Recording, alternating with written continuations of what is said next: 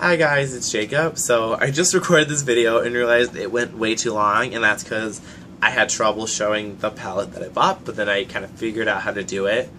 So, right in the middle of the video, so I'm going to finish it. That was too long, so I'm going to re-record it. I'm going to do like a show and tell of what I did with the electric palette, but instead today I went to Sephora, got one of the big bags, because I bought the Sephora and Pantone, I need the box, the Sephora and Pantone Universe, oh no, it was on the back, the Radiant Femme Artistry set from the Color of the Year collection that they do every year. And the color of the year, this year, if you don't know, is Radiant Orchid, which actually, it says it somewhere on this box. Right? I thought it did. There it is. Okay, which means it goes this way. It says it right there at the bottom. Radiant Orchid, which, compared to last year's, which is Emerald, I liked it a little more. Like, I like Emerald, but I don't think this is wearable. And I found out from the lady when I was talking to it before in the checkout that 2 years ago it was Tangerine. And also not very wearable. Like, this color is not super wearable, but it's very pretty, and I'm really, really excited that this is the color of the year. So it comes in this white box, which comes in this little slip, which goes around it, and it just says Color of the Year, Sephora and Pantone Universe, the Radiant Femme Artistry set. And it comes, this is the back, also Radiant Orchid, and it gives a little bit of description, and kind of shows you a quick view of all of the colors. As well as underneath in this box, which is foam, and really if you buy it, or if you haven't bought it yet, it's really hard to get out of this box, just saying. You get this little booklet, which contains little face charts by Erin DeMay, using each of the quads in the palette, along with the Radiant Orchid eyeshadow. And it kind of shows you just different base looks to create, kind of using the quads in Radiant Orchid. And it looks like that. I actually really like that they included this. But on to what is actually like the most important thing in this video, and that is the palette. So, as you can see, it's really thin, but it's it's large. It's very flat and very large. So, just comparisons to make. I have two palettes for me that I'm show you. This is the Vice 2, which I know is very similar to the Vice 1 palette. And so, it's significantly thicker, but a lot smaller. The problem I had running into when I did this palette the first time was trying to show the colors and talk and point. But I found out a way to do it that was a little easier. And then I'm also going to compare it to the electric palette, which I've already shown you guys. Also thinner, but as you can see, the electric palette is also extremely small. Keep in mind that this palette, I do like the size. I can kind of deal with it. I do wish it was a little smaller, but as you can see, there's not much more they could have done with it. But this also has an entirely full-size mirror and rests like that. Comes back. One of my other pet peeves about the packaging is, which I didn't mention this in the other one, I think it might have been really cool somewhere to include on here that it was part of the Color of the Year for Radiant Orchid. That would have been cool. But I think you'll know whether you keep the box or you look at it, I don't think you'll be able to forget. And it bothers me that there is no closure. No latch, no magnets, nothing. It is completely loose. You can turn it upside down, hold it by the bottom, and it doesn't stay. I think for a palette, which I'll go over the price later, I really wish, even if it was just a magnetic closure, something to keep it closed. Because, you know, this is a magnetic. That was upside down, by the way. And then Vice 2 is a latch. So I just wish they had a closure for it. But, you know, after my pet peeves with the packaging, I do like the mirror. And here are the colors, which, sorry, my voice cracked. I'm kind of losing my voice. It's divided into, as you can see, 6 quads, as well as Radiant Orchid in the bottom. And they did redeem it with putting Color of the Year on the inside. I just, once again, kind of wish it was in that same metallic-y writing maybe on the outside, but I do like it. I do kind of like the whole very clean top, and that's color of the year on the inside. So you're not going to be able to see me pointing to each one, because that's really hard to do with a palette of this magnitude. Sorry if you see my mom's nail stuff.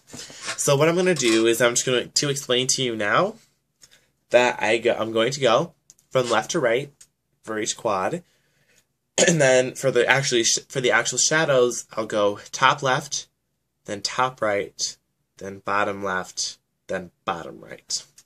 So it's just hard because the plastic sheet has the quad names but the eyeshadow numbers. The back has just the shadow names, not the quad names. So I kind of have to keep them both together. But that first, I will try to get closer, so it's the top row. So in that first quad, we have pink champagne. Well, maybe I can point pink champagne. Or no, I lied. Yeah. Pink champagne, then peach whip, then almost apricot, and then fairy tale. And then this is where I can't see. In the second quad, which is called Rare Earth, you have dawn, rose cloud, camel, and raindrum. This blue and green palette on the left is Bird of Paradise. The colors are glacier, blue spruce, Sandra blue, and ensign blue. Bottom left quad is Venus Rising. The colors are sheer pink, fudgesicle, vineyard wine, and mulberry purple. That middle quad is Primal Flower. The colors are corn silk, toasted almond, red violet, and deep taupe. And this last quad is Midnight Orchid, and the colors are Snow White, Silver, Quiet Shade, and Caviar. And is Radiant Orchid, which is the largest shadow on the bottom. I'm not going to do swatches in the video. I haven't swatched them. I've only tapped my finger on 2 of them by accident when I was trying to hold the palette. 3, I think. I don't remember doing the 1, but 3. So I haven't swatched them, so I don't have an entirely formulated opinion on it. This is kind of like a first impressions. From what I've seen, when I heard that the color of the year was Radiant Orchid, I was very surprised when I saw that this was a mostly neutral palette. Like, when you look at it, I could hold it up, mostly neutral, the kind of 2 more neutral colors, the 2 more neutral colors, and the smoky quad. There's only a few kind of brighter, like, more playful colors in there, like there's the whole quad of blues, there's the purple and the burgundy, the red violet, the brighter gold shade, and then obviously Radiant Orchid. I like that it also is a nice mixture of warm and cool tones in the neutrals, as well as just in the entire palette. And then I like that there's a nice amount of mattes and shimmery metallic textures. I know that, okay, Pink Champagne, Fairy Tale, Dawn, Raindrum, I'm trying to look at the back, Sheer Pink and Vineyard Wine, then Toasted Almond, Snow White, and Caviar, I believe are all matte from what I can see.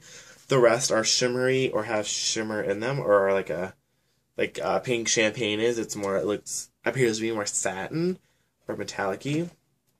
And then Radiant Orchid appears to be like a matte or a satin with tiny bits of shimmer in it. So I'm really excited to see how this palette works. The palette is $48. No brush, but actually it's a pretty good price for the amount of product you get. And because I'm going to compare it once again to the Electric palette and the Vice 2 palette, because those are the only 2 like palettes I have. Oops, that I bought. So my Sephora bag fell over and I don't want everything falling over. Okay, so the smaller eyeshadows, so the 24 smaller eyeshadows are 1.7 grams, and then the Radiant Orchid, wow, I could talk. The Radiant Orchid larger shadow is 3.1 grams.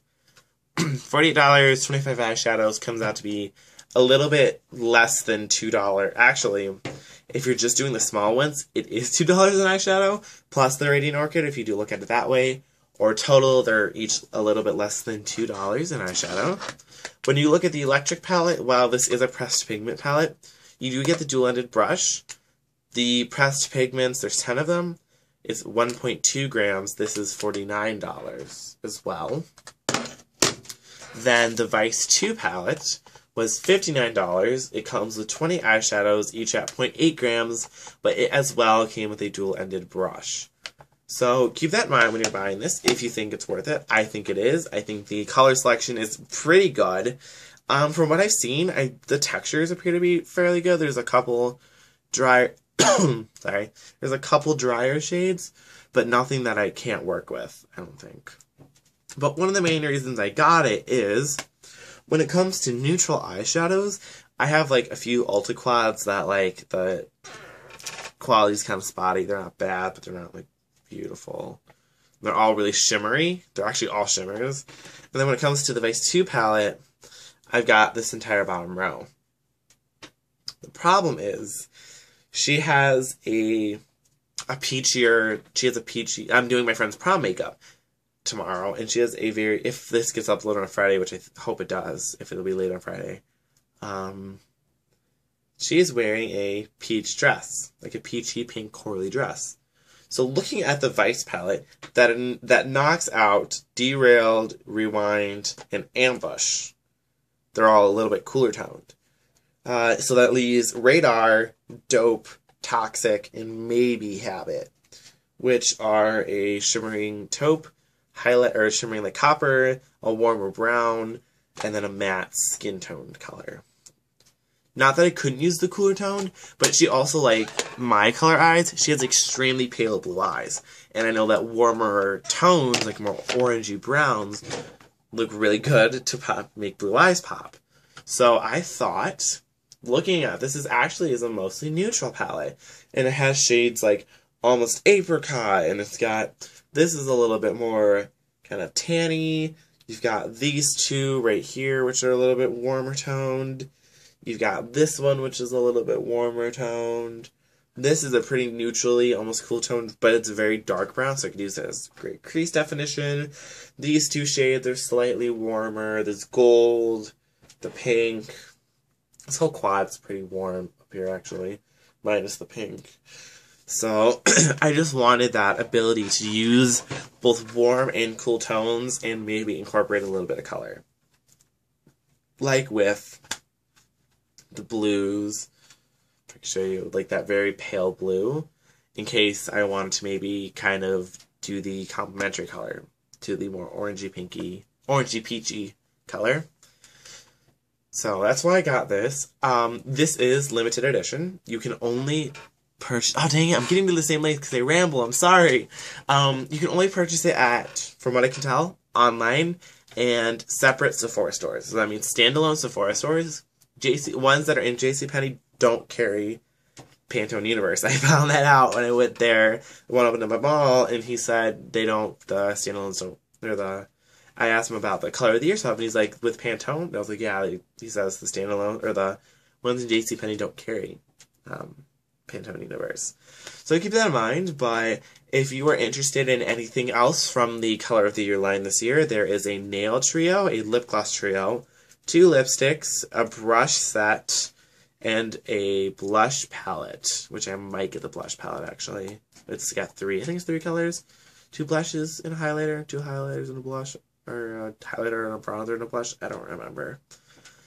And then I believe there might be another set, but I don't know what it is. But yeah, I hope you guys enjoyed. Sorry this turned into a ramble. Comment down below if you would like to see different, maybe, like, makeup looks with this, swatches with it, any other videos you would like to see, comment down below and let me know. I will talk to you guys all later. Bye!